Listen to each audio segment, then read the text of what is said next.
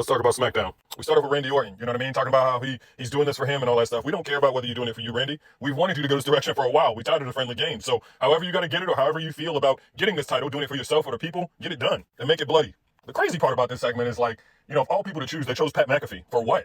I mean, I enjoyed Randy just beating the brakes off Cody the whole time with the chair, kicking him, hitting him. It was beautiful. But y'all telling me y'all had no one else to pick from to do this? Crazy. Meech and Rhea afterwards, I didn't really care. Just more leading up to the WrestleMania event. Can somebody remind me though of how many times Jade Cargill has defended her title? I'm curious. I've forgotten. Obviously the numbers game ensued right after the match, and then Io Sky came to help her. I really don't want this friendly shit no more. So I hope Io turns on Rhea. And no, I don't want Rhea to be the victor when that feud starts up. I want Io to remain undefeated. Tama versus Uncle Howdy was next. He wound up losing the match. Tama wound up losing the match because, Solo comes out with the lantern saying he's helping. No, he's not. I feel like the MFTs are going to break up as Tama took the lantern and gave it back to Uncle Howdy because all it's doing is bringing him bad luck. I haven't kept up with this entire feud. I caught up with what was going on in the moment. But we'll see what happens. Tama wants to get back to titles, championships, what they should be focused on instead of playing games. Can't blame him. Trick and Yachty.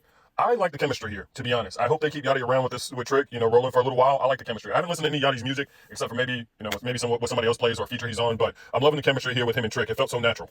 Aleister Black versus Matt Cardona didn't disappoint, but at the end of the day, Matt got distracted by Zelina Vega, and, Black Mass, it was over. Aleister Black gets the victory. Hey, tell Nick Aldis his card declined. Yo, R-Truth is nuts, and adding this whole Danhausen thing to it just made it even funnier. They defended the titles, R-Truth and Damian Priest defended the titles against Kit and The Miz. So Danhausen made this whole segment even funnier.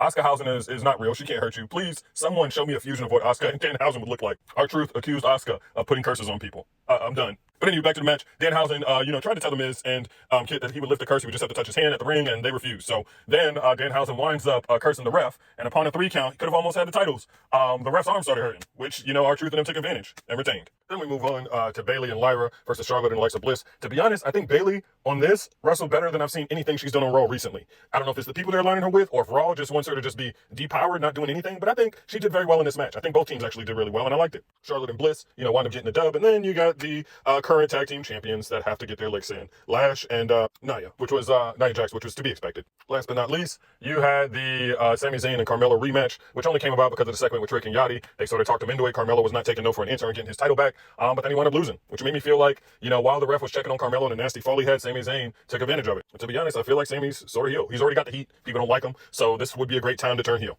So anywho, y'all tell me. I enjoyed this episode of SmackDown.